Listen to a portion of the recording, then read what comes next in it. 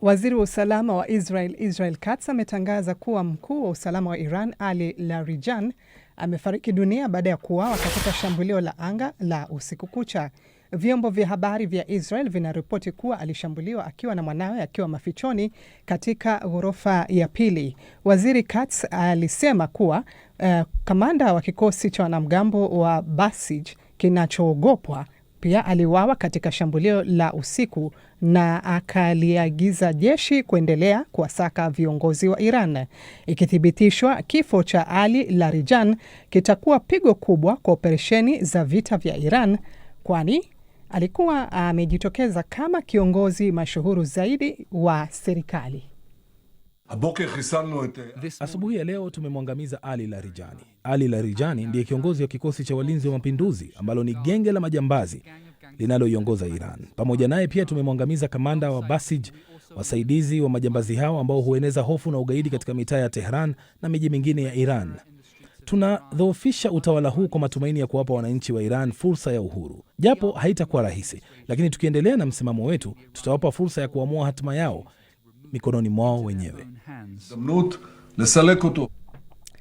Mkurugenzi wa kituo cha kitaifa cha kupambana na ugaidi cha Marekani ametangaza kujiuzulu kwake, akisema kuwa hawezi kuwa na dhamira safi kuunga mkono vita vya serikali ya Trump nchini Iran. Taarifa zaidi na Elizabeth Kazibure.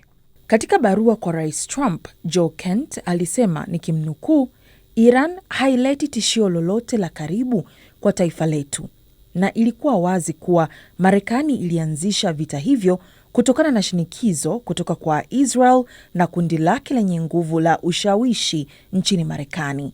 Bwana Kent, mkongwe wa vita wa kikosi cha Green Beret, alimhimiza rais kubadili mwelekeo na kupanga njia mpya kwa ajili ya taifa. Vinginevyo, alisema, itakuwa ni kuiruhusu Marekani kuteleza zaidi kuelekea kuporomoka kitaifa na kusababisha machafuko.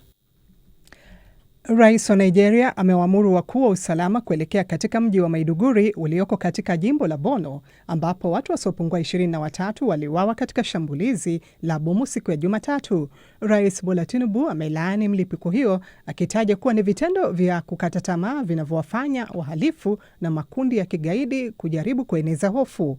Maafisa wanasema kuwa milipuko hiyo ilitokea baada ya wanajeshi kuzuia shambulio lililofanywa na watu wanaoshukiwa kuwa wapiganaji wa Kiislamu katika kituo cha kijeshi karibu na Maiduguri. Jeshi la Nigeria limeonya kuhusu kuongezeka kwa hatari ya mashambulizi ya kujitoa mhanga kaskazini mashariki mwa nchi hiyo wakati huu wa siku za mwisho za mwezi wa Ramadhan. Unaendelea kusikiliza taarifa za habari kutoka idhaa ya Kiswahili ya BBC. Shirika la chakula duniani WFP limeonya kuwa ikiwa vita katika Mashariki ya Kati vitaendelea hadi mwishoni mwa mwezi Juni, kupanda kwa gharama ya maisha kunaweza kuwatumbukiza watu wengi milioni 45 katika baa la njaa. Naibu mkurugenzi wa shirika hilo la Umoja wa Mataifa Karl Skau ameelezea hali hiyo kama jambo la kutisha na kusema kuwa itasababisha viwango vya njaa duniani kufikia rekodi ya juu zaidi kuwahi kutokea. Vita hivyo vimesababisha bei ya mafuta duniani kupanda kwa kasi, jambo linaloongeza gharama za usafirishaji, uzalishaji wa mbolea na kilimo cha kutumia mitambo. Mahakama nchini Ubelgiji imeamua kuwa mwanadiplomasia wa zamani mwenye umri wa miaka 93 anaweza kufunguliwa mashtaka kuhusiana na mauaji ya waziri mkuu wa kwanza wa Kongo Patrice Lumumba. Taarifa zaidi na Victor Kenani. Etienne Davignon anatuhumiwa kuhusika katika kumkamata na kuhamishwa kwa Lumumba pamoja na kumsababishia mateso yaliyomdhalilisha. Shujaa huyo wa uhuru aliuawa kwa kupigwa risasi na kikosi cha askari, kisha mwili wake ukayeyushwa kwenye asidi. Davignon, ambaye alikuwa mwanadiplomasia mwanafunzi wakati huo, lakini baadaye akaja kuwa makamu mwenyekiti wa Tume ya Ulaya, ndiye mwanachama pekee aliyesalia hai kati ya Wabelgiji 10 wanaotuhumiwa katika kesi iliyowasilishwa na familia ya Lumumba. Ubelgiji imekiri kuhusika kwake na kuomba radhi kwa familia ya Lumumba pamoja na Jamhuri ya Kidemokrasi ya Kongo.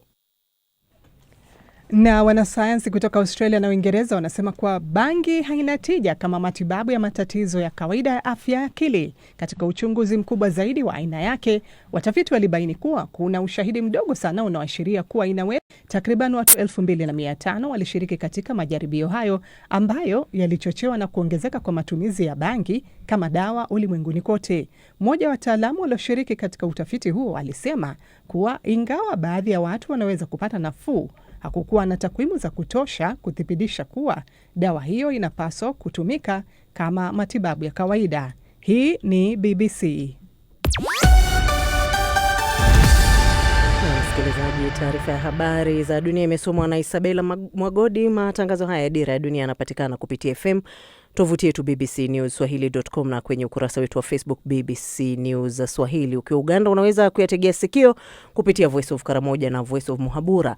Nchini Kenya ni Pamoja FM na Milele FM. Tanzania tegea sikio kupitia Radio 1 na Abud FM, na kama uko katika Jamhuri ya Kidemokrasia ya Kongo DRC ni Lizadel Radio na Radio Muungano Beni. Hapo awali msikilizaji nilikuarifu na mwenzangu Matasaranga, lakini kwa sababu ya matatizo ya kiufundi inabidi kwamba sasa zamu hiyo ishikiwe vizuri tu na Victor Kenani. Karibu Victor.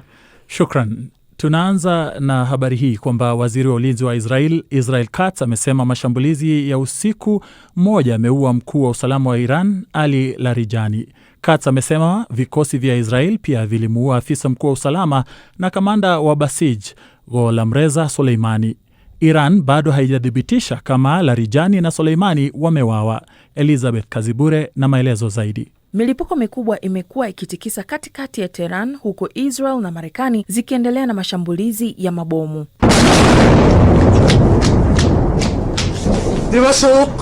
Allahu akbar. Allahu akbar.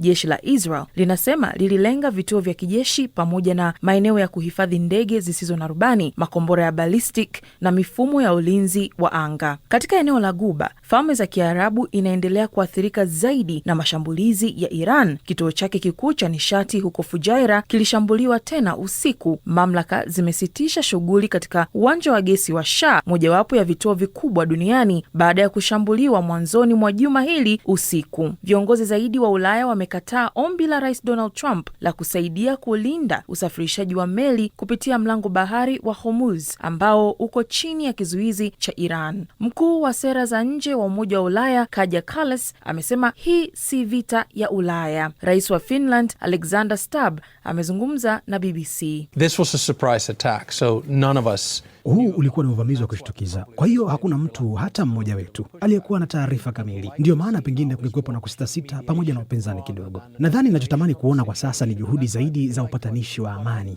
badala ya kuongeza makali ya hali ilivyo. Ndio maana nilivutiwa sana na kile alichokisema waziri wa mambo ya nje ya India Subramanian Jaishwal mapema leo, ya kwamba tunapaswa kutafuta njia ya kutoka kupitia mazungumzo. Hilo ndilo ningependa kusikia kwa wakati huu. So that's what I'd probably be flagging for right now. Ubalozi wa Marekani mjini Baghdad umeshambuliwa tena kwa makombora na ndege zisizo na rubani. Mashambulizi hayo pia yalisababisha moto katika hoteli ya kifahari ya Green Zone na kulenga uwanja mkubwa wa mafuta kusini mwa Iraq. Shambulio la kombora katika nyumba moja lilisababisha vifo vya watu 4. Iran imeendelea kujibu mashambulizi katika eneo hilo, huku kituo kikubwa cha nishati cha Fujairah kikishambuliwa tena na shughuli kusimamishwa katika uwanja wa gesi wa Shah. Waziri wa ulinzi wa Israel Katz ametangaza kuwa mkuu wa usalama wa Iran Ali Larijani amefariki dunia katika shambulio la anga usiku kucha. Waziri Mkuu Benjamin Netanyahu na mimi tumeagiza jeshi kuendelea kuwafuatilia viongozi wa utawala wa kigaidi na ukandamizaji Irani, kukata kichwa cha nadra cha pweza na kisiweze kukaa tena. Kamishna mkuu aliniarifu kwamba katibu wa Baraza la Usalama wa Taifa la Jiran na kiongozi wa Basij, shirika kuu la ukandamizaji wa Irani, wamewaua usiku uliopita. Nchi za Asia zimeanza kuchukua hatua kukabiliana na kupanda kwa bei ya mafuta kutokana na vita ya Iran. Nchini Ufilipino, nauli za usafiri zimepanda huku madereva wakipewa msaada wa kifedha. Sri Lanka imetangaza kesho Jumatano kuwa siku ya mapumziko ili kuokoa nishati, na Australia imeongeza viwango vya riba kutokana na gharama kubwa ya mafuta.